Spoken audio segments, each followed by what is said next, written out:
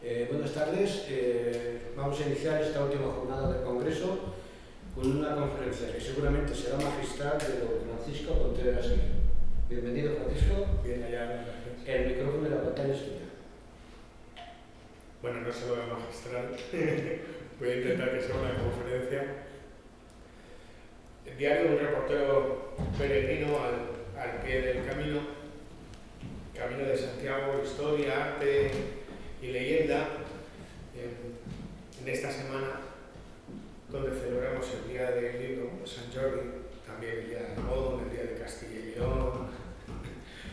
Bueno, pues qué mejor que estar en este Alizarra, en Navarra, Nofarroa, lo que considero mi casa, pues hablando de mi pasión y de lo que es la vida, que es el Camino de Santiago, sobre todo de un libro, La Vía Mágica del Camino de Santiago, que va por su quinta edición, publicada en Luciérnaga Planeta, editorial Planeta Luciérnaga. En el Camino de los Peregrinos nunca exigimos, siempre agradecemos. Un peregrino nunca exige, siempre agradece.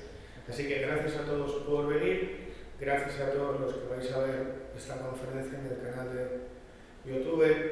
Eskerrik asko, ongi etorri Lizarra, ongi etorri Nafarroara, bienvenidos a Lizarra, bienvenidos a Navarra, ongi etorri Congresuara, bienvenidos a este congreso organizado por mi buen amigo Salvio, amigos del Camino Ancestral, gracias al Ayuntamiento de Estella Lizarra, a la Concejalía de Cultura, a la Concejalía de Turismo.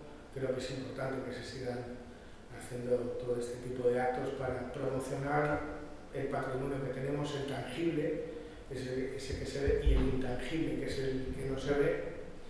Diría gracias también a Imar, que se encarga de toda la parte técnica, que está haciendo malabares para que se pueda grabar esta conferencia y que luego la podéis disfrutar en casa.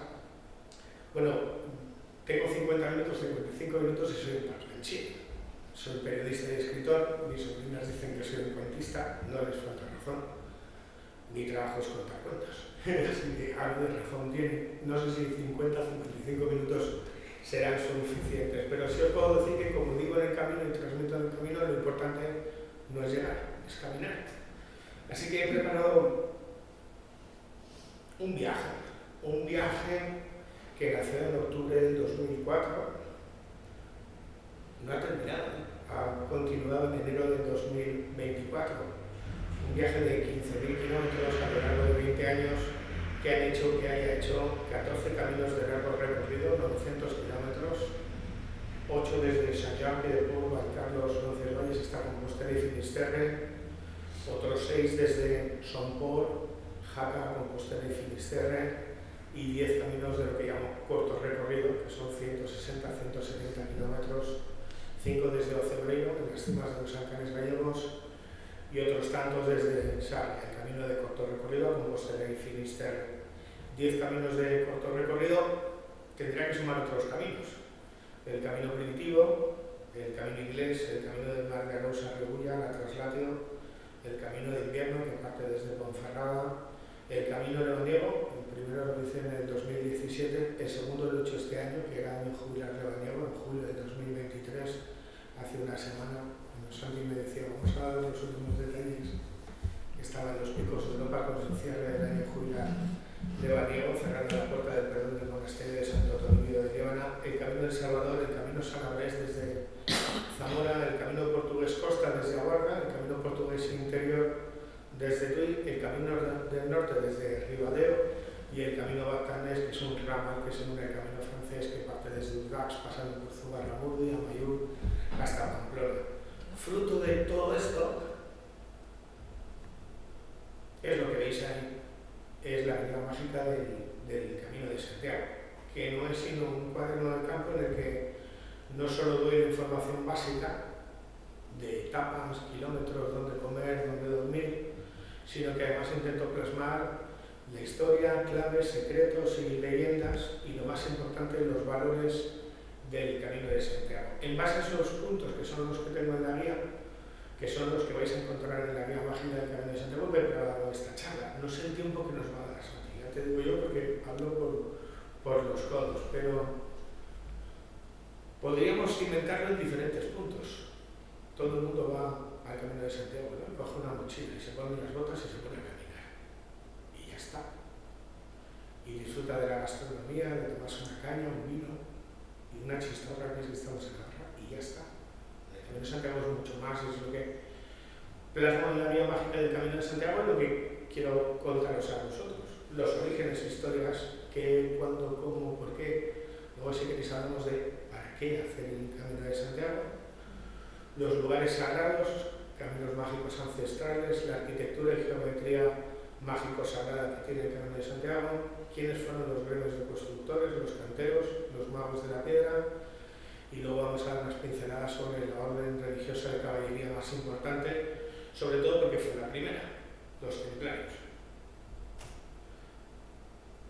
Bueno, ¿qué es el Camino de Santiago? Estamos muy cerquita del albergue de peregrinos y estoy prácticamente convencido de que la mitad del albergue no sabe qué es el Camino de Santiago. Bueno, pues el Camino de Santiago recorre el paralelo 42 y recorre 5 autonomías. Tengo sangre gallega, familia gallega, amo Galicia, pero que nadie se confunda, el Camino de Santiago no es Galicia. El Camino de Santiago es Navarra, el maltratado ramal de Aragón, La Rioja, Castilla y León y Galicia. Y es la ruta histórica, artística, religiosa, espiritual más importante del siglo XXI en el mundo.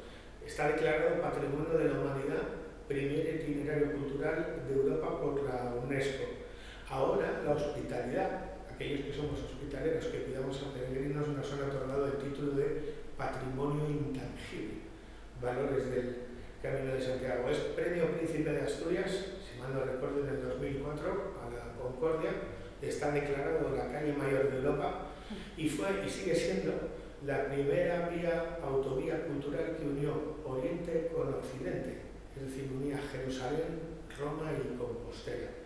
Hay que diferenciar, yo diferencio entre caminos a Santiago y camino de Santiago, porque parece que ahora todos caminos de Santiago.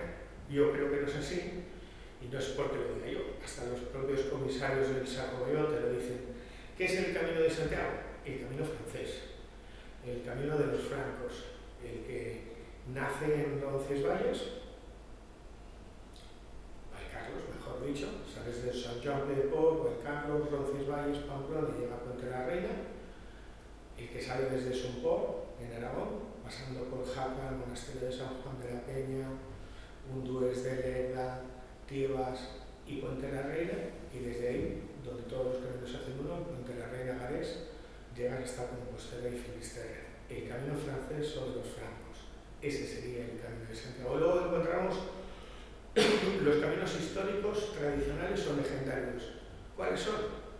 Aquellas rutas marcadas por la leyenda o la historia del Camino de Santiago o vías comerciales que utilizaban los peregrinos para llegar a Compostela.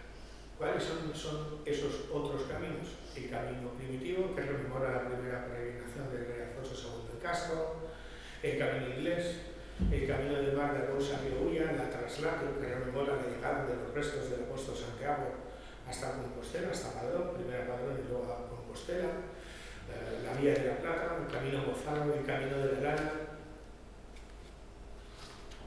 Hay dos entradas al camino, como os he dicho, Aragón y Navarra. Yo me quedo ahora mismo, los que me conocen saben que soy pragmático y duro con Navarra. Navarra, ahora os contaré más detalles, pero es la puerta del camino, la primera del camino y la que abre el camino.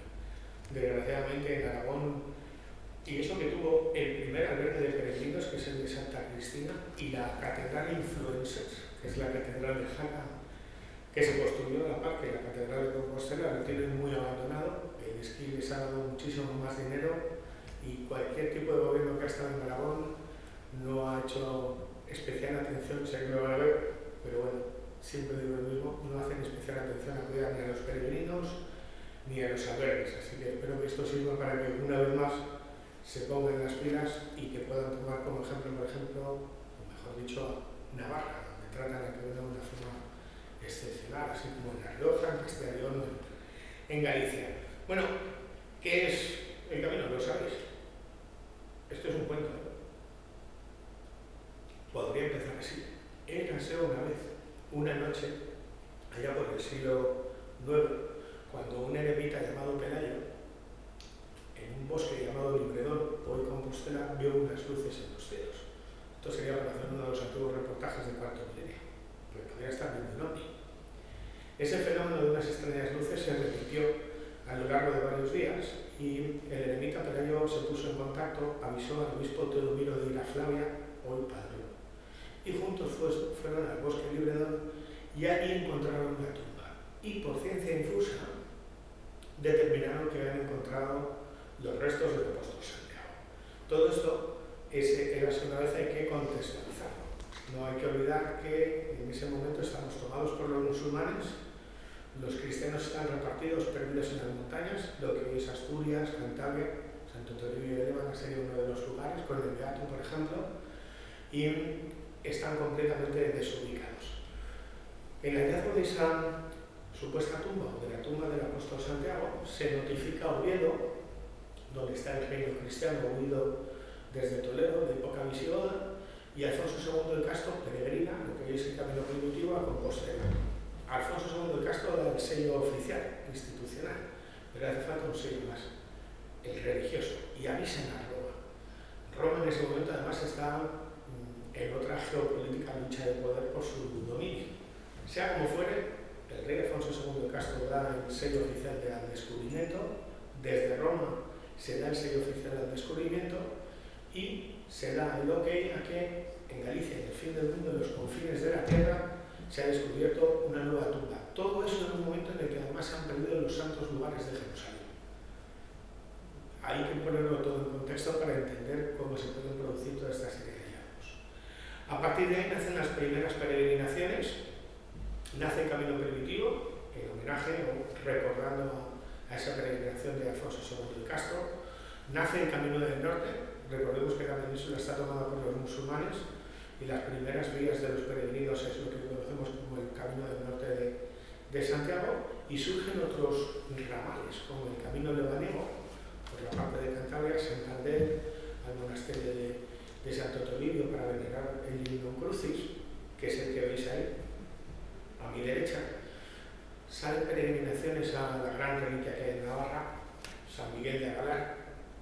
Salen peregrinaciones por Aragón para la gran reliquia que ahora está en Valencia, que es el Grial, y salen peregrinaciones a Oviedo, a lo que tenéis a mi espalda, el Santo Sudario, el paredón de Oviedo, la tela con la que, según la tradición, se cubrió el rostro de Jesús cuando fue crucificado. ¿Qué tiene que ver con la Semana Santa? Mucho. De hecho, es una de las grandes reliquias y ya ha dado y seguirá dando mucho que hablar porque desde hace 30 años más de 30 científicos están investigando, y el método científico no entiende de fe, qué demonios hay en esa tela, y tiene un 85% de coincidencias con la Sábana Santa de Turín. Os lo explico. Según la tradición hebrea, que Jesús era judío, no era cristiano, no lo olvidéis, al haber sido torturado se le deformó el rostro y cuando se le bajó de la cruz se le tenía que tapar el rostro. ¿Con qué tela se le tapó? Con su sudario, que llevaba su cuello. ¿Cuál es ese sudario? Ese. Y así como en la Sábana Santa ves una figura perfectamente, aquí lo que ves es un manchurrón. Son los C6 de la fe que se han dedicado a investigar qué demonios es. Y ahí seguramente esté la clave de la autenticidad de la Sábana Santa. Otra cosa es qué es lo que es la Sábana Santa. Bueno, ya como fuere, siglo IX, siglo X, las grandes reliquias, arriba la Arca Santa, el Lignum Crucis de Líbana, San Miguel de Agalar, el Santo Grial, el Paredón de Oviedo, vertebrando pequeñas peregrinaciones locales por la península. En el siglo XI y en el siglo XII comienza el esplendor del Camino de Santiago. Hay un momento clave, que es cuando Almanzor llega a Compostela y se lleva hasta las campanas. Esto es real. Almanzor entró a Compostela, arrasó. Las campanas de la catedral se las llevaron esclavos cristianos hasta Córdoba, luego son recuperados más tarde por esclavos musulmanes y las llevan a Compostela por Fernando III el Santo. Pero a partir del siglo X, Compostela se convierte en el centro de peregrinación de toda Europa. Y desde el siglo XI hasta el siglo XII comienza el esplendor del camino. Y comienza de la mano de dos reyes, que son los que tenéis ahí. en el siglo XI con Alfonso VI y Sancho III el Mayor, vertebran todo lo que es el camino francés, y luego en el siglo XII con dos tipos que son fascinantes, el obispo Gelmírez y el maestro Mateo. Sobre todo con el maestro Mateo.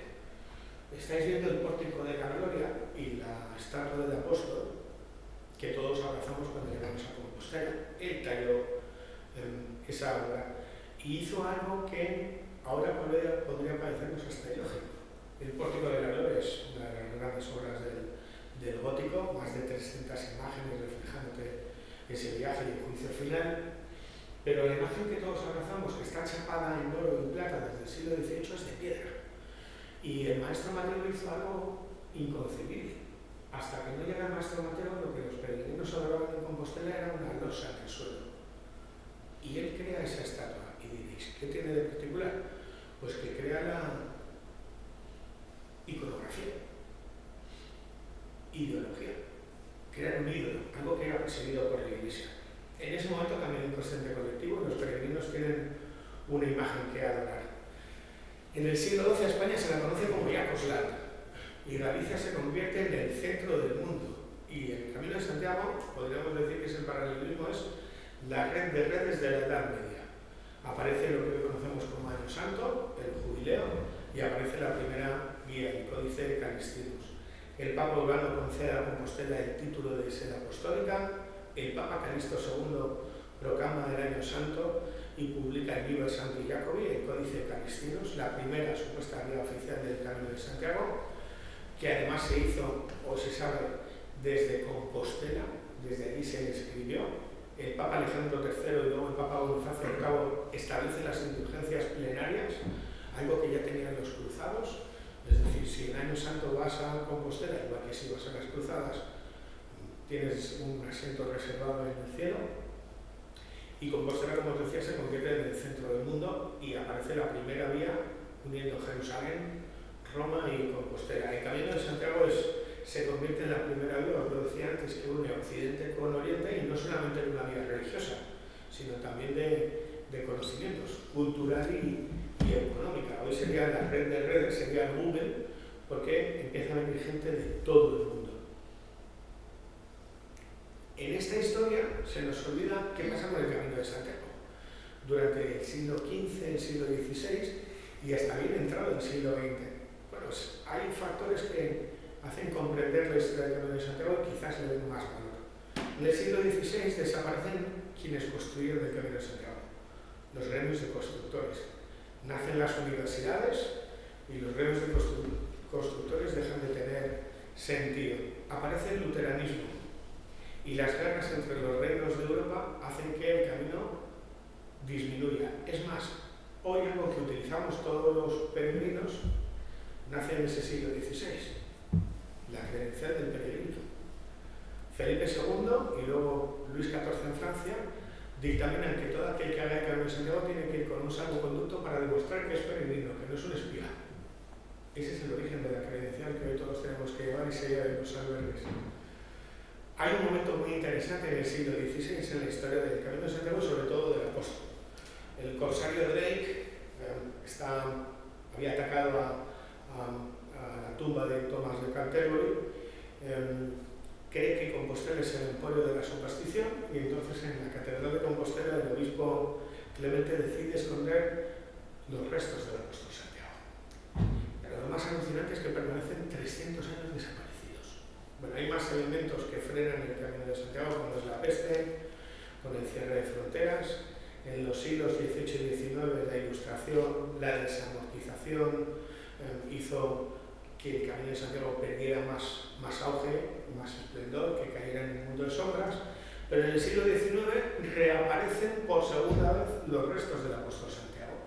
Esta historia es poco conocida, hay mucha gente que la desconoce. No solamente se descubre en el siglo IX, sino que se vuelven a redescubrir por ciencia difusa en el siglo XIX. Y luego hay un momento muy sombrío, que es la Primera y la Segunda Guerra Mundial, y en nuestro país la desgraciada guerra civil, que hacen que el camino sea transitado por muy pocos peregrinos y por muy pocos viajeros. ¿Cuándo nace el camino que todos conocemos? Pues nace en los años 70 y como estamos en Navarra, voy a hacer un pequeño guiño a Nafarroa. El Camino de Santiago que todos conocemos nace en los años 70 y pese a quien pese, nace por dos factores. El primero, la literatura heterodoxa. Juan García Atienza, ese concepto de la España mágica. Nuestro país está saliendo de una dictadura y la sociedad se abre, pasa de blanco y negro al color, igual que hay literatura, hay teatro, hay cine, también hay otro tipo de libros, y dentro de ese tipo de libros o literatura, algunos lo llaman esotérico, a mí no me gusta, yo lo llamo heterodoxo. Aparece la recuperación de tradiciones, de costumbres, de misterios, de leyendas, y hace un papel esencial, un cimiento único, Juan García Atienza. Eso es en los años 70, pero es en los años 80 cuando se vertebra y nace el Camino de Santiago del siglo XX y del siglo XXI. Y nace de la mano de dos personas. Todo el mundo conoce a Elías Baliñas, el sacerdote de Cebreiro, pero también hay que recordar a un navarro, a un profesor, Andrés Muñoz. Ellos, junto con otros compañeros, son los que empiezan a recuperar las sendas y los lugares por los que pasaba el Camino de Santiago. Y ellos son los que crean un símbolo que hoy es único, la flecha amarilla. Y ellos son los que van pintando flecha amarilla, recuperando los trazados históricos, el Camino de Santiago que hoy conocemos. Luego viene un boom después de la visita de Juan Pablo II a España y aparece en los años 90, cuando el Camino de Santiago es declarado institucionalmente primer itinerario cultural europeo, le conceden el premio Príncipe de Asturias, que sea Patrimonio de la Humanidad. En 1993, en ese año sacobeo, el Camino de Santiago es recorrido todo, por 9 millones de personas venidas desde todo el mundo. Hoy tampoco nos podemos quejar, porque desde ayer todos los albergues de Estella están completos y hoy están completos, así que el camino sigue en pleno auge. Pero os decía que estamos en Navarra y me gustaría recordar y señalar varias cosas importantes, sobre todo a la Asociación de Amigos del Camino de Santiago de Estella. Mirad, hay mucha gente que desconoce que la primera y más antigua asociación de amigos del Camino de Santiago es de aquí, de Estella de Lizarra, y nace en los años 60. Que las primeras peregrinaciones que se hacen en 1963 salen de aquí, de Estella Lizarra, de Navarra. Las hacen después de unas jornadas José María Jimeno, Antonio Roa y Jaime Herenes. Y me gustaría dar un tirón de orejas a Sacobeo como institución, a la Asociación de Municipios del Camino de Santiago, que rige todos los municipios de los 900 kilómetros, y sobre todo a Turismo de Navarra y a la Asociación de Amigos del Camino de Santiago de Estella, porque hace 2 años falleció un tipo fascinante que todos conocemos. Estáis viendo, se llama Pablito el de las Varas.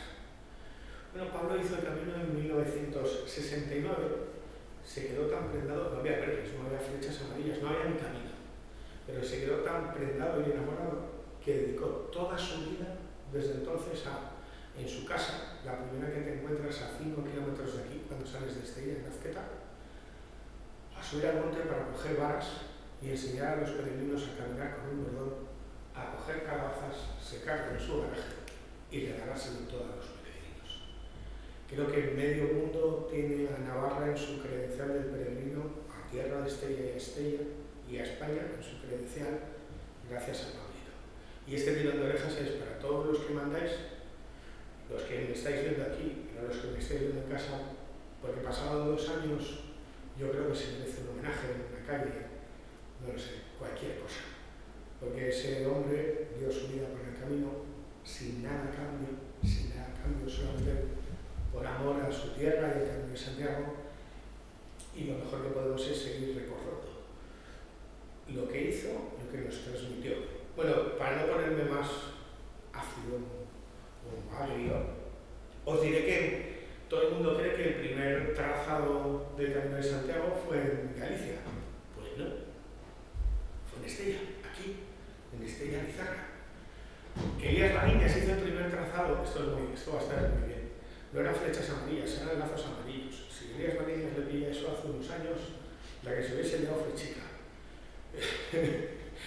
eran lazos amarillos los que puso desde Cebrino a Compostela, luego puso las flechas amarillas, pero el primer trazado estaba aquí en Estella y era con cruceros. Y ya en los años 80, cuando nace ese símbolo, la flecha amarilla, ¿sabéis dónde se pone la primera flecha amarilla?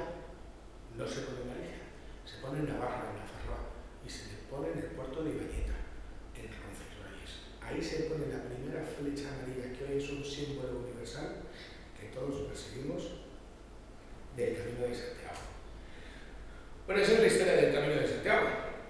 Yo creo que cuando uno va a viajar, mi trabajo en la radio, en los periódicos, en los podcasts, en los libros, en las conferencias, es dar a conocer otra forma de viajar y de caminar. Y cuando viajo y camino me gusta saber qué es lo que voy a hacer. ¿Por qué? Esto me lo enseñó Arzuaga, Juan Luis Arzuaga, buen amigo de Atapuerca. Fran, cuando viajas a un lugar, conviértete y busca en lo que era aquel lugar. Yo creo que cuando uno va al Camino de Santiago, si sabe conocer o si conoce algo de su historia, ya caminará de otra forma, o lo verá con otros ojos. Pero conocemos su historia. Se ha hablado de lugares sagrados. Voy a intentar hacerlo breve porque no sé cómo vamos del tiempo, ¿vale? Santiago, tú me vas avisando. Sí, no te preocupes. Hablaba de Arzuaga. Yo os hablo de Arzuaga y Atapuerca porque con él caminando pasé por Atapuerca, porque el camino pasa por Atapuerca. Uno de los yacimientos, yo le llamo la triple A. En España tenemos las tres As. Las tres As es que los que han cambiado la conciencia del mundo. Mirad, tenemos Atapuerca, el sitio donde se han encontrado los restos homínidos más antiguos de Europa. Tenemos Altamira, otra A, donde ahí descubrimos que el ser humano, el hombre rupestre, dibujaba cuando nadie creía que se podía dibujar. Y tenemos Antequera, el Stonehenge español, más de 5.000 años. Bueno, pues el camino pasa por Atapuerca, y en Atapuerca te encuentras ese hito y dice: hace 800.000 años el ser humano ya ve amanecer desde este mismo lugar. Y es que cuando emprendemos el Camino de Santiago recorremos no un camino, sino muchos caminos que se han ido conformando con el paso del tiempo. Y si uno es capaz de quitar de la raíz del oficial, de lo religioso, lo que va a descubrir es que caminamos, hay que cambiar una mentalidad, caminamos por una ruta, la jacobea, que se ha articulado por lugares sagrados que ya eran tomados como mágicos, como santuarios para otras culturas desde tiempos remotos. Para la cultura megalítica, para la cultura celta, para la cultura ibera, para la cultura romana, montañas, cuevas. Y sobre esos lugares se han construido ermitas, iglesias y catedrales. Como vamos justos de tiempo, yo os invito a que descubráis, a que caminéis y que descubráis esos lugares mágicos. Os voy a dar una pista. La Catedral de León, que lo veremos, se construyó sobre unas termas ninfeo-romanos, lugar sagrado. Por ejemplo, cuando llegas, bueno, aquí en Cirauquia, aquí al lado, una de sus iglesias tiene un ara romana. Pero quizás este sea el lugar más totémico para muchos de los que habéis caminado o vais a caminar. Está a 1.500 metros de altura, está en el Monte Irago, en Castilla y León, casi ya llegando a Ponferrada. Es conocida como la Cruz de Ferro. Todo el mundo ha visto las pelis y las series, el ritual que hacemos todos los peregrinos, que es dejar una piedra en la que tú proyectas lo que no quieres que esté en tu vida o lo que quieres que se vaya de tu vida, ¿no? Lo que poca gente sabe es que estamos pasando por un lugar mágico sagrado, porque ahí donde se levanta esa cruz, ese poste de madera de 25 metros que rompe el cielo, lo que había era un templo romano al dios Mercurio, dios de los caminantes y de los protectores de los caminos. Y que ese ritual que hacemos de tirar una piedra ya lo hacían los segadores gallegos en los años 50 y 60. Los segadores gallegos eran los mejores, con una hoz, y eran contratados de toda España, y ellos hacían un camino, por ejemplo, hasta Castilla-La Mancha o Castilla y León, terminaban su trabajo y cuando volvían, si habían tenido un buen trabajo, una buena siega, la piedra de afilar la dejaban en una ermita Santiago que estaba en ese lugar, sobre ese antiguo templo romano. Para que veáis que hasta los modernos rituales tienen un origen mágico sagrado que se pierde en el tiempo. Yo, como te decía, os invito a descubrir otros lugares mágicos sagrados, porque además cada uno va a encontrar el suyo. Claro, ¿quién construye? Vemos vemos el Camino de Santiago con los ojos del siglo XXI, pero el Camino de Santiago hay que verlo con los ojos del tiempo y de quienes lo construyeron. Y para mí una de las claves del Camino de Santiago son estos tipos. No sé qué compañero hablaba ayer o antes de ayer de signos lapidarios, ¿no? Estas dos marcas de cantero te lo dicen todo. Se parecen más a jeroglíficos egipcios que a signos lapidarios de logia. Luego os contaré alguna cosa más. Bueno, los gremios de constructores y los canteros, para mí son los magos de la piedra. Los que veis aquí son rumanos, vienen de Brasov, de la Iglesia Negra, y con ellos pude caminar hace 4 años. Son carpinteros.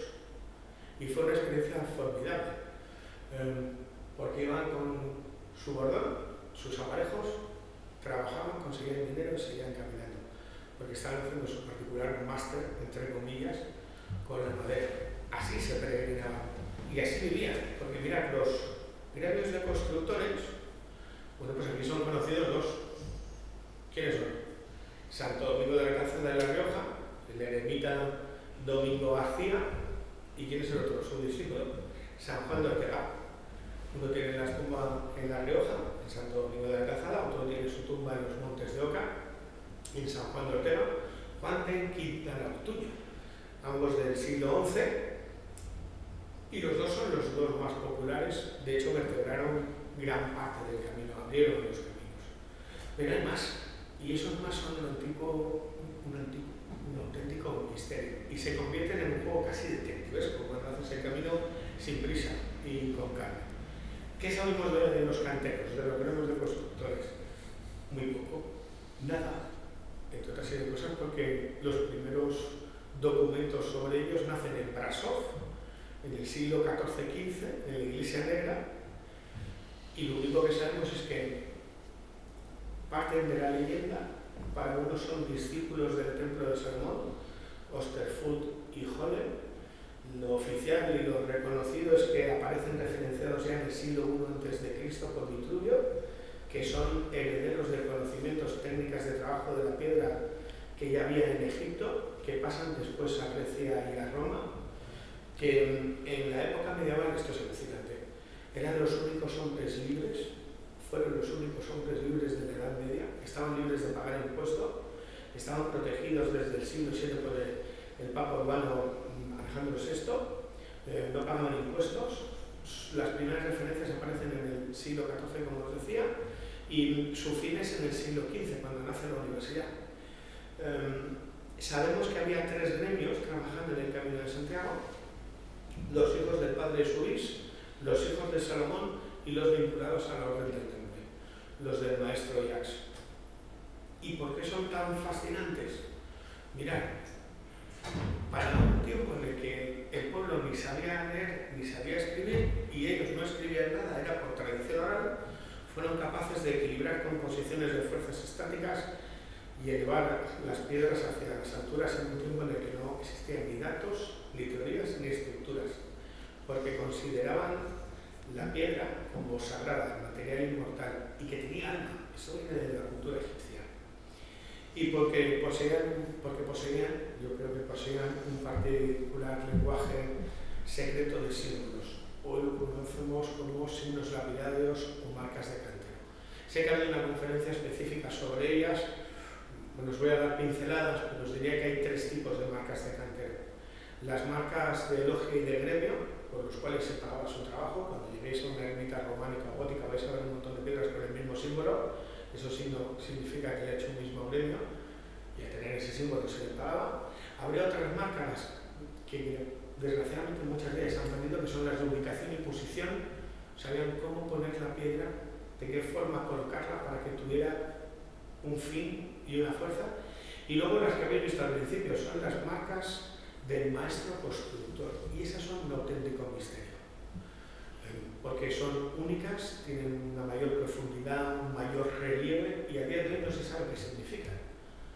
Pueden estar hablándonos, o que para ellos significa un tipo de culto o de aprendizaje que se hacía en ese templo, en ese monasterio, en ese castillo, y a día de hoy son un auténtico misterio. Teorías a millones. Y los gremios de constructores fueron los que hicieron algo prodigioso: la arquitectura y la geometría sagrada. Pero una forma de entender el pasado es la contemplación del arte. Y una de las grandezas del Camino de Santiago está en el arte, y más concretamente en la arquitectura. Que no se nos olvide, junto a la literatura, la música y la pintura, era una de las artes herméticas heredadas de Egipto primero y después de Grecia. La Edad Media, lejos de ser un periodo de oscuridad, es un tiempo de luz. Y la prueba de ello la encontramos no solamente en la realización de los beatos, ahora que vengo de Liébana, del primer libro ilustrado que se hace en la comarca de Liébana, en Cantabria, en el monasterio de Santo Toribio, el Beato de Liébana, los comentarios al Apocalipsis de San Juan, que luego daría paso a los libros miniados o ilustrados, sino en la construcción de ermitas, monasterios, iglesias y catedrales. Y el Camino de Santiago, desde esa perspectiva, se convierte en un libro abierto, en el que tú puedes ir leyendo, no solamente vas a ver piedras, vas a leer en las piedras. Y hay dos estilos que marcan el Camino de Santiago, el románico y el gótico. Ojo, ellos entendían la arquitectura no como la entendemos nosotros ahora. Ellos no hacían un edificio bonito, hacían un edificio práctico, con un fin y con un mensaje. Yo sigo diciendo que las iglesias, las catedrales, las ermitas eran máquinas de espiritualidad, porque aquella sociedad se movía por lo sensorial y lo que se buscaba era el contacto con lo luminoso, con lo celestial. Dos estilos, no voy a hacerlo muy tedioso, ¿vale? Y os voy a contar singularidades para cuando vayáis a hacer el Camino de Santiago, o si no hacéis el Camino de Santiago, si viajáis por la España mágica, tenéis 3 días a Estella, 4 días en Pamplona, Burgos, a León, da igual. El románico, el estilo de la peregrinación, definido como el estilo de la peregrinación que significa la manera de Roma, y es el estilo arquitectónico de la ruta jacobea desde el siglo IX hasta el siglo XII. Es el arte de la pureza, de los trazos sencillos, del estricto orden y de la simetría. Muros gruesos, bóvedas de cañón, sin volúmenes, columnas adosadas, arcos de medio punto. Su pintura y escultura usa un lenguaje que es universal, heredero del primer libro que se hace en Liébana, del Beato de Liébana. Todo lo que vais a ver en capiteles, en columnas, viene de esos libros, de los beatos que se hacen en los escritorios. Es el arte y la arquitectura de las órdenes del Cluny y del Cister, y son templos marcados por una simbología, la de la ruta, el viaje al interior. Dante te diría es el viaje del noble héroe, el viaje a las sombras, a la oscuridad, para enfrentarte a tus demonios y renacer a la luz. Y luego, por otro lado, tenemos el gótico, la arquitectura del esqueleto, definida como la arquitectura del esqueleto porque así lo llamó Giorgio Vasari, discípulo de Miguel Ángel, quien creía que este arte era bárbaro, el arte germano.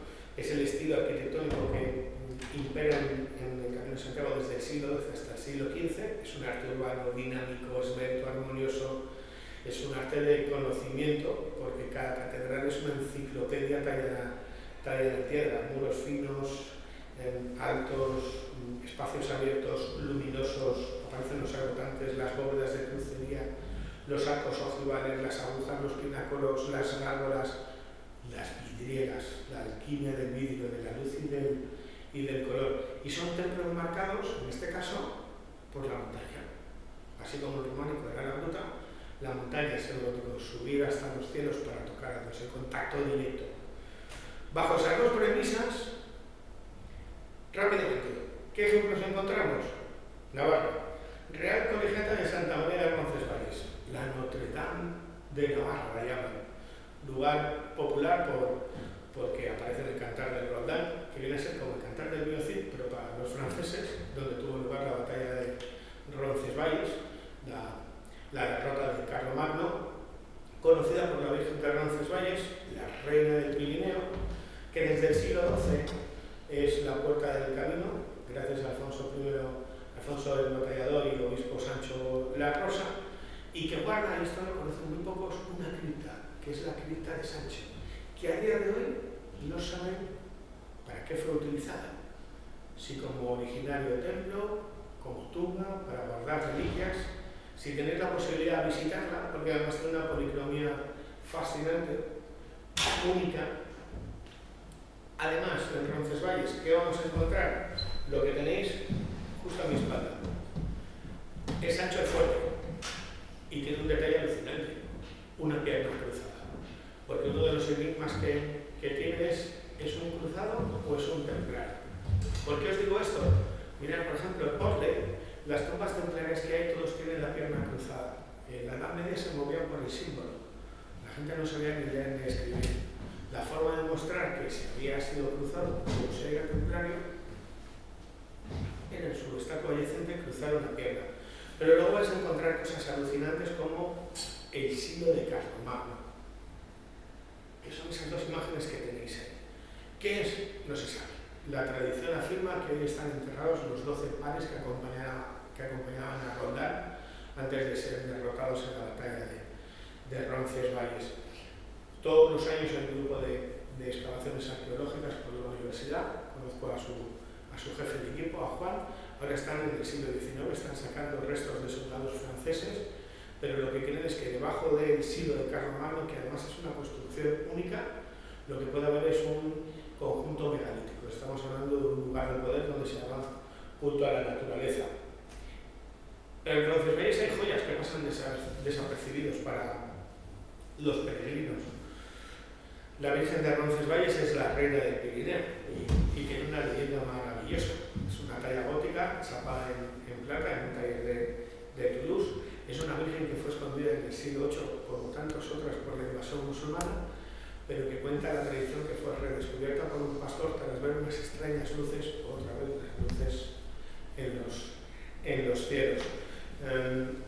Está relacionada con un sueño profético, el hallazgo de su lugar, con un sueño profético que tuvo el obispo de Pamplona, pero luego en Roncesvalles vais a encontrar tres objetos únicos. ¿Los conocéis? Pues están en el escudo de Navarra. La esmeralda de Miramamolín y las cadenas de la batalla de Navas de Tolosa. Y luego otro objeto único, el ajedrez con el que, según la tradición, Carlomagno estaba jugando en Valcarlos cuando escuchó el cuerno pidiendo ayuda del caballero Roldán. El ajedrez no es un ajedrez, se sabe que es un altar portátil, un damero del siglo XIV, pero era tomado como reliquia. Y lo que sí que son genuinas y auténticas son las cadenas que fueron recuperadas por Sancho el Fuerte en la batalla de Navas de Tolosa y la esmeralda de Miramamolín. La esmeralda tiene su cuajo, porque no se sabe muy bien de dónde podría proceder y dónde estaría. Seguramente en un Corán. Pero bueno, lo importante es que historia y leyenda se juntan en un museo de Roncesvalles al pie del Camino de Santiago, además forman parte del escudo de Navarra. ¿Cuál es la primera catedral que nos encontramos en el Camino de Santiago? ¿Cuál es la primera gran ciudad que nos encontramos en el Camino de Santiago? Pamplona. Santa María la Real, la primera del camino, la puerta del camino. Bueno, para mí es un templo excepcional y único, por muchas razones.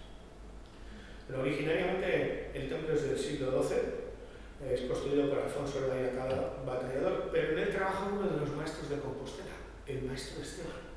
Y los capiteles que él hace están hoy en el museo de Pamplona. Se pueden ver de estilo románico, pero tiene algo más alucinante todavía. Fue construida sobre el antiguo templo romano a la diosa Diana. Pamplona nace de mano de los romanos, Pompaelo, y toda la catedral se construye sobre la vieja ciudad romana. ¿Y qué hace que Pamplona, la catedral de Pamplona, sea única? Y esto no es una opinión, es una realidad. Que es el único conjunto catedralicio completo que queda en España. No hay otro. Es una convicción algo excepcional. Me explico. Cuando entréis en una catedral vais a ver una iglesia. Las catedrales en la Edad Media no eran así. Las catedrales tenían la iglesia, refectorio, claustro, dormitorios, cocina, biblioteca. Eran mini ciudades. Bueno, pues la única catedral que conserva todo eso es la de Pamplona.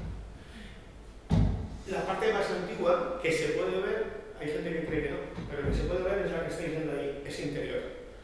La catedral de Pamplona es un juego. Te confunde su fachada neoclásica, pero si entras y sabes observar con calma vas a descubrir toda su historia piedra a piedra. La parte que veis en su interior es la parte románica, la parte central con sus 3 naves y luego una obra maestra, es el mausoleo de Carlos II el Noble, y Leonor de Castilla, y para mí unas figuras es del siglo XIV, es gótico flamenco, está tallado en alabastro, y lo de abajo, ¿sabéis lo que son las plañideras? Pues los hombres se llamaban los plurantes.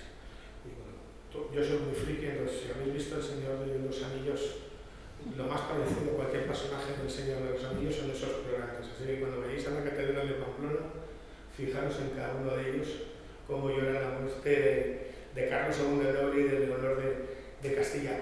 Pero además de ser el único conjunto catedralicio completo, único que queda en España, la Catedral de Pamplona es única por lo que estáis viendo.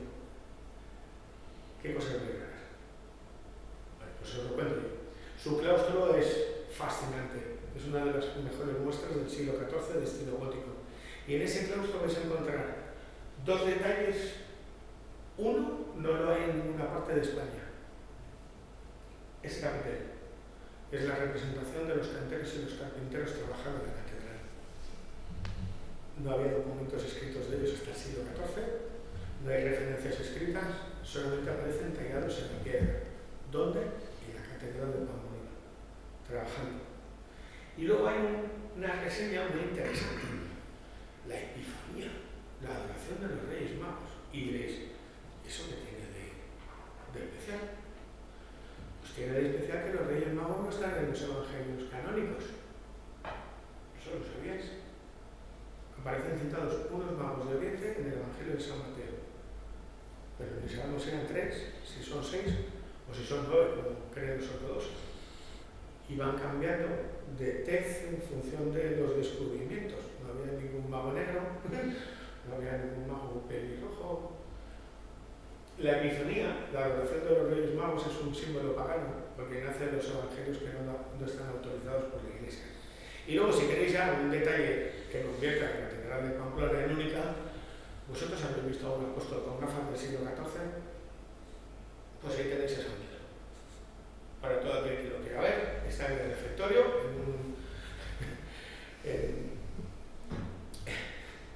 de estilo flamenco, en un frontal, y ahí está con unos anteojos. Yo cada vez que veo la catedral me quedo mirando a él y digo, si la Santa Inquisición supiera que tienes un objeto capaz de aumentar las letras, yo creo que tendría problemas, porque eso debe ser diabólico, jugar con la imaginación. Bueno, es Pamplona, pero había más sitios. Si seguimos el recorrido os enseño dos, luego os hablo un poco más. Navarra tiene los dos únicos lugares, ya que estamos aquí en Estella, estamos en Navarra, Nafarroa, pues voy a barrer un poco. Navarra es la única comunidad, el único lugar, la única tierra que tiene dos templos ortogonales, dos linternas de Muerto. Una es Eunate, el templo de las 100 puertas en el Valle de Bautizarre, antes de llegar a Ponte la Reina, y el otro es Torres del Río, antes de llegar a Viana. No hay ningún otro templo octogonal en todo el camino de Santiago. Luego os cuento más. Más singularidades. Bueno, no solamente hay bonitas iglesias, también hay puentes. ¿Y dónde está el puente más legendario? Que mide 100 metros de largo, tiene 4 metros de ancho, 5 arcos ascendente y descendente. En Puente la Reina, es donde todos los caminos se hacen uno. Y es el paso más legendario porque desde ahí se juntan los dos ramales que vienen desde Europa y desde ahí todos los peregrinos juntos a Compostela y Finisterre. Y es más, alberga una simbología. Aquí en Estella tenemos el puente de la cárcel y de noche, cenando, también contábamos la singularidad. Y es el mensaje oculto que también alberga el puente. Cuando crucéis el puente de aquí de la cárcel en Estella o vayáis al puente de los peregrinos, vais a ver que es ascendente. Vais a subir, pero no sabéis dónde vas. Y es una invitación del cantero a que mires hacia atrás, hacia lo ya recorrido y hacia tu interior. Y cuando llegues a la parte de arriba, después de haber mirado hacia atrás y hacia tu interior, se te abre el nuevo camino que vas a empezar a descubrir la nueva vida. Es la metáfora de los comienzos y finales, de los finales y principios de etapa. Después de Puente de la Reina, o en Puente de la Reina, vamos a llegar a un sitio que también es alucinante. Puente de la Reina, Gales, fue encomienda de la Orden del Temple y hay dos iglesias únicas. La iglesia de Santiago, que es la que estáis viendo allí, con ese pórtico donde vuelve a aparecer el mensaje metafórico para ese pueblo que no sabía ni leer ni escribir. Y es el camino al cielo. Vais a ver una serie de columnas en ese arco polinomulado de Iglesia de Santiago del siglo XII, que van de lo grotesco, mirad esas caras diabólicas, a lo celestial. Como le indican al peregrino o al devoto o al fiel que según se van entrando en la casa de Dios va a conseguir la calma, la armonía, la paz. En la iglesia de Santiago, además de Santiago el Belza, que es una talla, esa es de color moreno, porque además fue escondida con brea, por eso tiene esa tonalidad, y la Virgen Sotorreña, vais a encontrar algo que pocos han visto. Está ahí plácidamente, porque es la momia de San Plácido. El retablo de la iglesia de Santiago es un gran relicario, se abren las tres puertas y está repleto de reliquias. De vez en cuando José Luis, su párroco, lo abre y ahí está la momia de San Plácido plácidamente descansando. Y además de la iglesia de Santiago vais a encontrar lo que veis aquí. La iglesia del Crucifijo, la antigua iglesia de las Huertas, encomienda templaria. Y es un Cristo diferente a todos. Es un Cristo renano, se llama renano porque era el estilo de talla de construcción en Renania, en Alemania. Las primeras referencias que hay de él son del siglo XV, con él se crea una hermandad, la del Santo Cristo, la del Cristo de Puente de la Reina, vinculada a San Juan de Jerusalén, pero para muchos, entre los que me encuentro, es un Cristo que sería templario, entre otras serie de cosas porque es un Cristo que está crucificado de forma diferente, en una Y. La Y es un símbolo de reconocimiento para canteros, fue una de las cruces que utilizaron en el temple, es la pata de oca. Bueno, vamos a ir adelantando un poco más porque si no, no llegamos, que son las 5 menos 5 y está, creo que Javier ahí esperando. Lo mismo te robo, te cojo, te compro, tranquilo. Bueno, estamos en Estella.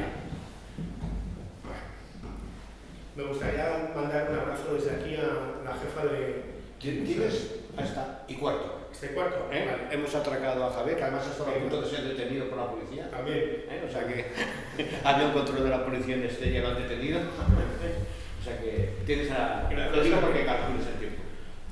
Bueno, vamos a adelantar un poco. Estamos en Estella. Me gustaría mandar desde aquí un abrazo enorme a Marian. Marian ha sido la responsable de la oficina de turismo de Estella durante décadas. Ella ha enseñado a, yo creo que casi todo el mundo que trabaja en las oficinas de turismo de toda Navarra. El turismo de Navarra en sus oficinas tienen a gente espectacular trabajando, que vive en su trabajo, así que cuando veas esto, Marian, un besote enorme. Si me equivoco, porque es muy dura, me perdonas, pero creo que no me voy a equivocar. Lo que tiene Estella de especial, muchas cosas. La primera que, lo que estáis viendo, está aquí al lado, El único edificio civil gótico que hay en toda Navarra es el Palacio de los Reyes. Los Reyes de Navarra, está aquí al lado. Y tiene algo alucinante en sus capiteles. Está la lucha del bien y del mal, de Roldán y Ferragut, pero tiene algo más que pasa desapercibido. Y ese es el fin de la guía, de las conferencias, de mis reportajes en radio o en prensa escrita. Están los vicios, está el orgullo, la avaricia, la lujuria, los tenéis ahí representados. Si cuando salgáis de esta conferencia, después de la de Javier, acercaros y los veis. Pero tiene otras cosas que son alucinantes. También aquí al lado es la iglesia de San Pedro de la Rúa. Este congreso va de crismones, ¿no, Santi? Sí. Pues el único crismón invertido que hay en todo el Camino de Santiago, y yo creo que en España, le tenéis ahí, está aquí en Estella. No es alfa y omega, es omega y alfa. ¿Por qué? No tengo ni idea, no me preguntéis. Pero la singularidad, lo que convierte a Estella en única y a San Pedro de la Rúa en única, y a esos canteros que nos querían decir algo y no sabemos qué nos querían decir, es que hay en ese crismón, símbolo de la eternidad, ese círculo heredado de conocimientos que vienen desde el Antiguo Egipto, donde se mezcla lo femenino y lo masculino cristianizado, pues esta no es. Que a lo mejor el alfa y el omega al principio y el fin, a lo mejor es que el fin es el principio. Yo qué sé, pero está ahí. Pero hay cosas más alucinantes. Por ejemplo, todos los escalones que tienes que subir. ¿Os acordáis del simbolismo de la montaña? vuelves a subir para meterte en una cueva. O tienes ese claustro donde apareció el obispo Patras, que estaba peregrinando y se olvidó, y fue redescubierto otra vez unas luces en el claustro. Otra vez con las lucecitas están muy presentes.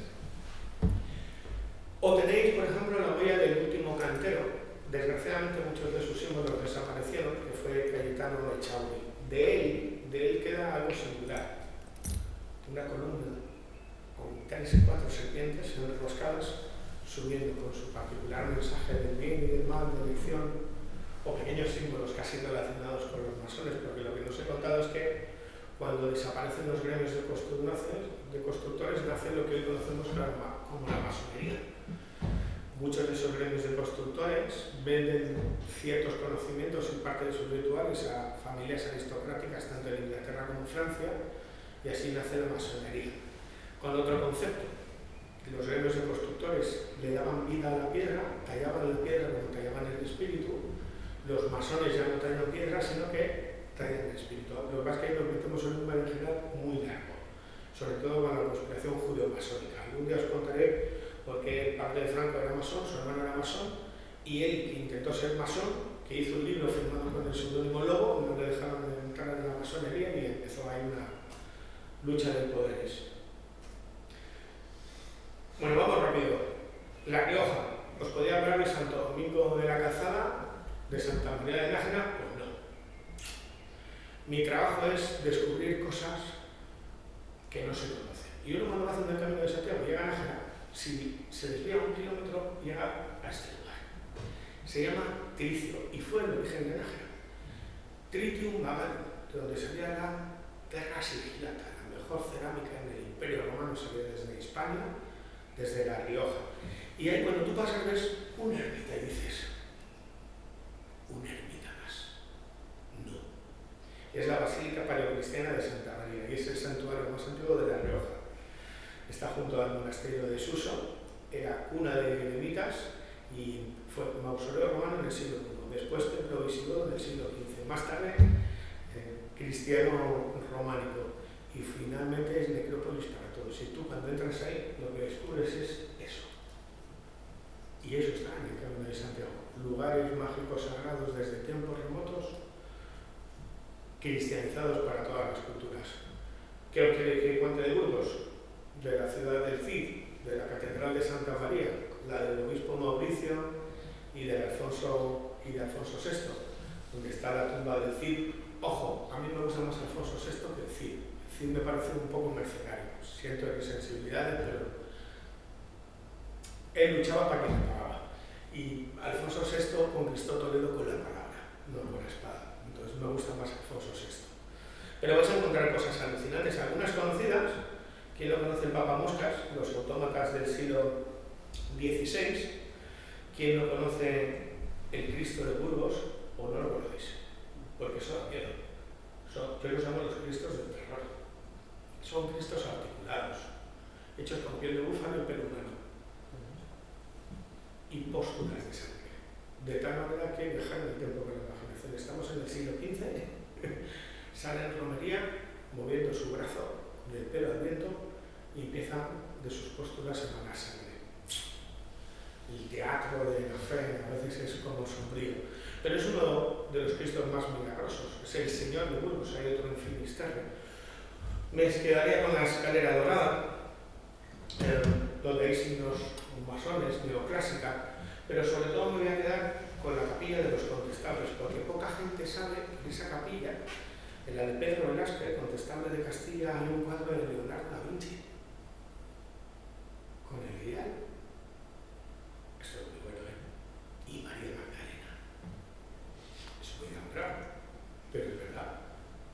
El ideal y María Magdalena. Y está en la Catedral de Burgos. Mucha gente se salta en el Camino de Santiago en la meseta.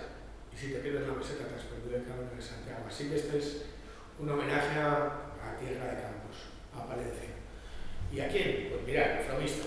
En Fromista tenemos la posibilidad de navegar en el Camino de Santiago. ¿Por dónde? Por el Canal de Castilla, la mayor obra de ingeniería del siglo XVIII. El Marqués de Ensenada fue su creador bajo el apoyo de Fernando Sexto, 200 kilómetros, 50 esclusas, entre 11 y 22 metros de ancho, 2 y 4 metros de profundidad. ¿Y sabéis lo que eran? Las antiguas carreteras. Unían la meseta con los puertos cantábricos. En esas imágenes que veis ahí había unas barcazas, transportaban telas, alimentos tiradas por animales, iban superando por esclusas las mayores ondas de Fromista. Esa esclusa que veis abajo es la que tenemos que cruzar para entrar en Fromista. Podemos navegar en el Camino de Santiago y llegar a Fromista, a la Villa del Milagro, a la cuna de, fíjate qué curioso, ¿conocéis a San Telmo? Pedro González. Pues es que nació en Fromista, el patrón de los marineros y navegantes, en el único sitio en toda Castilla que se puede navegar haciendo el camino. Mágicas casualidades. Y allí vamos a encontrar la iglesia de San Martín, que es un prodigio tallado en la piedra. 395 figuras en 100 capiteles, bajo la arquitectura del número 8, donde se custodiaba y veneraba, luego se perdió, una Virgen Negra. Las vírgenes negras son como palizas, las trajeron los templarios, luego os cuento más. Y donde hay un milagro de la hostia con perdón, un milagro eucarístico, protagonizado por Pedro Fernández y Matudiel Salomón, muy parecido a otro milagro de la hostia con perdón, como el de Cebrero. Lo de Cebrero no es un grial, es una sagrada forma. De ese milagro queda una cruz pater. Pasaremos por Villalcázar de Sigla, el único lugar donde hay una tumba templaria en España. Estáis viendo ahí, es la tumba del infante Felipe, hermano de Alfonso X el Sabio, y su esposa Leonor. El templo es singular donde los hay, es un templo vivo, activo, se ha remodelado muy poco, y además de ser la única tumba templaria, en esa tumba está el misterio del pimiento. Y dices, este se ha vuelto chara. Ya del todo, ¿no? Pues no. Mirad, Leonor tiene en sus manos un pimiento. Pero claro, el sarcófago es del siglo XII. Y los pimientos no llegan a España hasta el siglo XIV. Esto da para una novela. Los de mi cuerda, que diría Sebastián Álvaro, te dirían, esto tendría relación, que es la del misterio, mi cuerda, la teodoxia. Esto da relación a que los templarios pudieron desde el puerto francés de La Rochelle viajar a América. Por eso Colón llevaba unas cruces patés en las velas, que el pimiento no era hasta el siglo XIV, y ese sarcófago es del siglo XII. ¿Quién viajó? Con pimientos. Es el misterio del pimiento, los Villalcázar de Sigla, donde además está la Virgen Blanca, que es la que veis, a la que Alfonso X el Sabio dedicó sus cantigas. En un momento determinado de la Edad Media, esta Virgen era más popular que el propio apóstol. Quedan 15 minutos. Voy a terminar con Valencia, Santi. De Fromista llegamos a Carrión de los Condes. Bueno, que nadie se pierda la iglesia de Santiago, del siglo XII, románica. 62 marcas de cantero, 22 tipos de ellas diferentes, de diferentes gremios.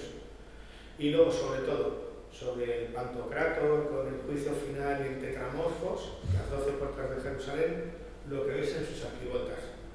24 oficios medievales tallados, entre ellos uno muy desconocido. Se habla muy poco de la mujer en la Edad Media. Pues lo que tenéis ahí arriba es la contorsionista, las danzarinas. Hay herreros, panaderos, canteros, plañideras y las danzarinas, trovadoras.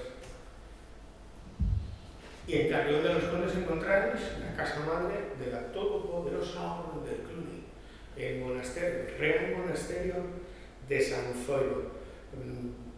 Tumba, panteón real.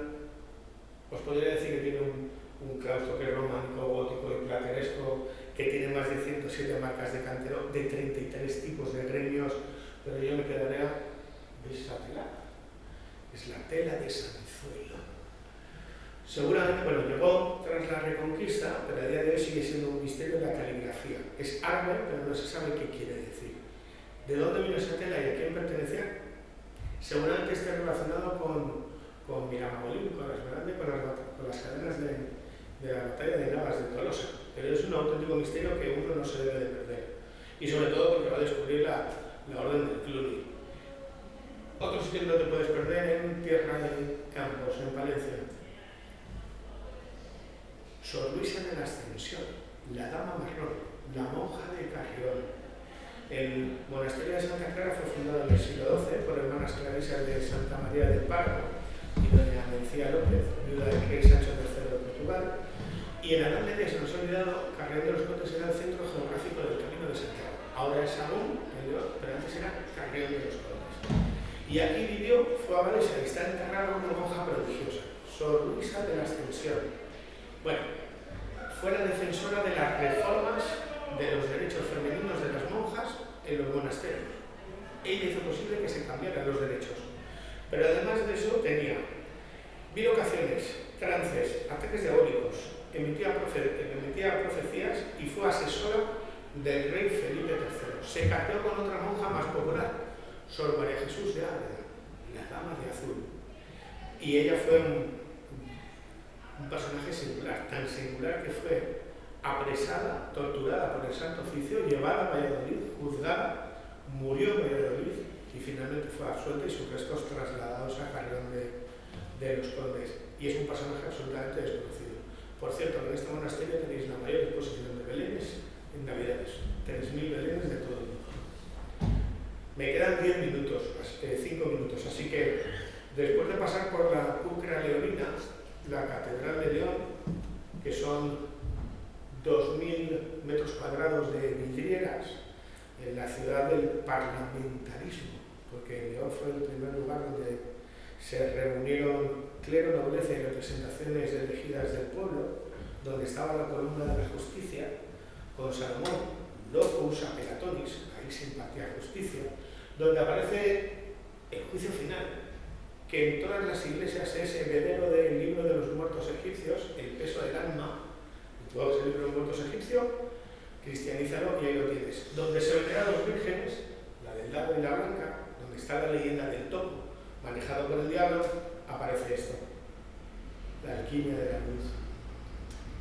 Claro, esto mola mucho si os dijera que Nicolás Flamel, aparte de ser un personaje de Harry Potter, existió, que era un copista, escribano de París, que un día recibió un libro que se llamaba el libro de los jeroglíficos, en un idioma que no entendía, y que decidió hacer el Camino de Santiago para ver si alguien le podía traducir esos signos.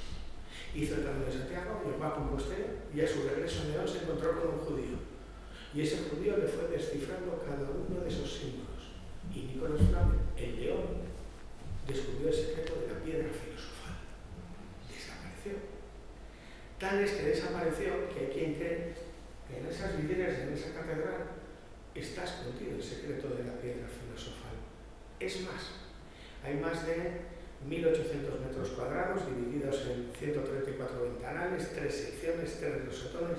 Escondido en uno de ellos, y ese es el reto que os hago, está uno que no puede existir, el patrón de los alquimistas, Simón el Mago. Bueno, podría seguir, podríamos ir a Finisterre y hablar de ese sagrario Petrio, donde están los 12 apóstoles, cada uno con un símbolo de los gremios canteros. Para mí el final del Camino de Santiago es Finisterre, el antiguo fin del mundo. Busia es algo añadido. Podría hablaros de los caballeros del Orden del Temple, y que está ahí soy yo, que pertenezco a la Asociación de Recreaciones Históricas de los Caballeros Templarios de Castellón, a mucha honra, que son iconos de la Edad Media. Podría hablaros de la relación que hay entre el Camino de Santiago, es un mapa secreto, ¿no? Santiago está apuntando cosas, no lo sabemos, pero la oca era un animal sagrado desde tiempos remotos, era un psicopompo. Para los egipcios era el animal que se comunicaba con el más allá, para los romanos era utilizado como un oráculo, representa el número 9, la Catedral de Compostela está marcada toda su construcción por el número 9, desde el número de columnas hasta el ángulo de las mismas. El juego de la oca tiene 63 casillas que suman 9, tiene 9 ocas. El mapa del Camino de Santiago, si lo alargas, es una pata de oca con sus 2 entradas. Y si pones las 63 casillas corresponde a cada una de las etapas que haces en el Camino de Santiago, ¿es el mapa, es el juego de un mapa secreto de los templarios? No lo sé, no lo sé. ¿Por qué no? El camino está hecho también para soñar. Lo único que se sabe es que su origen podría estar en el disco de Paitos, que otros dicen que nació en Florencia. En la Edad Media se conocían juegos como el alqueque, como el ajedrez, como el bagamon, como los dados. Estos dos que hay aquí están en la Catedral de Compostela, de Pamplona, para que luego digan que la Catedral de Pamplona no tiene cosas singulares. Pues tienes hasta los juegos a los que jugaban los canteros. ¿De dónde vienen? No se sabe. Bueno, para acabar, os decía que este viaje comenzó en el 2004, no ha acabado y no va a acabar mientras tenga fuerza y salud. Soy peregrino, soy hospitalero de acogida tradicional. Parte de mi trabajo está vinculada a la promoción y difusión no solamente del patrimonio del camino, sino de los valores del camino, en medios de comunicación, pero también en viajes organizados. Pero todo esto cambió en este lugar que veis. El Templo de las 100 Puertas, Santa Brémula, ubicado en el Valle de Valdizabe, el Valle de las Estrellas. Es un templo del siglo XII, románico, para algunos hospitalarios, para otros, como para mí, templarios. Dicen que era la tumba de una reina, no se sabe qué reina, era cementerio de concheros, de peregrinos. Lo que sí que es cierto es que es algo fascinante. Hay una leyenda de un cantero templario, una bruja, la luna y un grial. Porque es un templo con una puerta estelar, una puerta gemela. Mirad, el santuario tiene un deambulatorio exterior donde había otro pórtico. Ese pórtico es el que veis a vuestra izquierda, a mi derecha. Ahora está en Orpoz. Y son dos puertas gemelas, no copias, simétricas y complementarias. Espejo. Y son un mapa estelar. Lo que veis representado en una que complementa con la otra son Can Mayor, Can Menor, Orión, Virgo, Perseo, Castor, Pollux, Géminis, el Cisne, el Águila, Aries, para muchos el Baphomet templario, Aries. Bueno, no sabemos qué quiere decir, no se sabe qué quiere decir. La cúpula de Eunate también es una cúpula diferente porque sus nervios son irregulares y si tú superpones en el suelo un mapa de la península, esos nervios señalan encomiendas templarias. Eso lo descubrió Juan García Atienza. Es un templo diferente a todos que a mí me transformó la vida. En mi primer camino yo llegué a Eunate, cuando todavía tenía albergue, con una tendinitis que no podía andar, eran las 8 o 9 de la noche, hacía fría, llovía. El albergue, que siempre estaba abierto, estaba cerrado, iba con 3 peregrinas más. Es la única experiencia que cuento en la vida. Es la que a mí me transformó. Cada uno va a tener la suya. Bueno, en un momento, lo he contado muchas veces, me dejas contar una vez más, Andy. En un momento dado dije, bueno, pues vamos a ver si el Eunate está abierto. Y empujé la puerta, la madera crujió y el que es un hito de la arquitectura mágico-sagrada se abrió. Entramos en el templo, no había luz eléctrica, encendí todas las velas, corrimos todos los bancos, nos quitamos la ropa mojada, extendimos la ropa seca y yo saqué los cuadernos de campo para apuntar todas estas cosas que os estoy contando ahora y que cuento en la guía. Y bueno, no sé cuándo me quedé dormido. Al rato apareció la hospitalera, pero enmarañado, rostro hierático, pegando gritos, ¡herejes, herejes! Y nos echó de la ermita. Luego nos pidió perdón. Sin saberlo, fui por primera vez hospitalero aquel día, porque nos invitó a quedarnos 3 días más y allí estuve preparando desayunos, preparando comidas, cenas, limpiando, curando ampollas, dando abrazos. Y el último día, cuando me iba a ir, revisando el cuaderno del campo, justo en esa portada que estáis viendo, mi bordón, siempre voy con bordón, se me cayó y apareció una nota. Y esa nota decía que los caminos se abran para recibirte, que el sol ilumine siempre tu rostro, que los caminos se abran para recibirte, que el viento siempre sobre a tu espalda, que tu paso nunca tenga fatiga, que tu espíritu jamás desfallezca y hasta que volvamos a encontrarnos buen camino. Ese día algo cambió. Así que gracias a todos, gracias por este tiempo, Javier, Santi. Si me permites 3 anotaciones, que son importantes para todavía centrar. Claro. Primero, si hacemos caso a una leyenda medieval, Atapuerca era un oráculo. Por lo tanto, el oráculo más antiguo de la humanidad estaría en el camino. Uno de los más antiguos estaría en el camino de Santiago. No, a ver, o sea, junto con Gometti y Tepe. Ya de verdad, o sea, posiblemente el más antiguo. Lo de Orpoz y Eunate. Eunate no tiene crismón, Orpoz sí. Porque es complemento. Que no, los pórticos son complementarios. no hacen función espejo. Lo que hay en uno en un lado lo hay en el otro. Lo que le falta a uno lo tiene el otro. Es decir, se complementa, no es una copia. Pero es curioso, ¿no? Que este origen diabólico, por decirlo de alguna manera, sea el que tenga el crismón, ¿sabes? O sea, es una de aquellas no sé si es origen diabólico. No creo en lo diabólico. Bueno, diabólico, a ver. No creo que la Edad Media Lo que era la bruja, ¿no? Lo que era el... Claro, bueno, porque la leyenda de Unate te cuenta que estaba el cantero constructor tallando el pórtico y que de la noche a la mañana desapareció. Y el maestro constructor decide llamar a otro cantero. Al cabo de las semanas el cantero regresa y pide explicaciones al maestro constructor de por qué no lo ha esperado. Y entonces el maestro constructor le dice, ¿qué ha sido? Eso no se puede consentir, hay que tener otro cantero.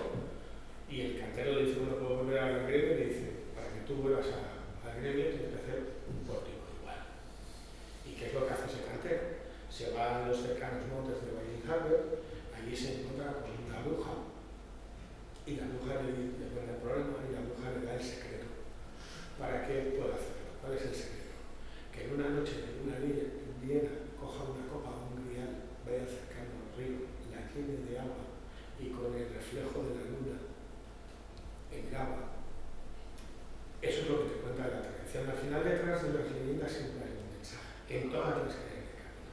Te está hablando de conocimientos sincréticos, de conocimientos vinculados a la madre tierra, a lo femenino con la luna, el agua, lo masculino con el grial, más que diabólico y celestial, sí, no, masculino y femenino, pero es interesante. Termino.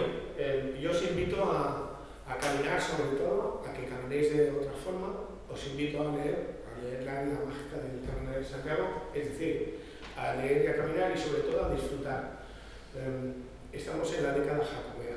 Yo creo que hay mucha gente que no sabe que hemos pasado el Jacobeo 21-22, pero que viene el Jacobeo 27 y que luego viene el Jacobeo 31. Nunca antes en 10 años ha habido 3 años santos, así que buen camino. Buena vida, Muchísimas gracias.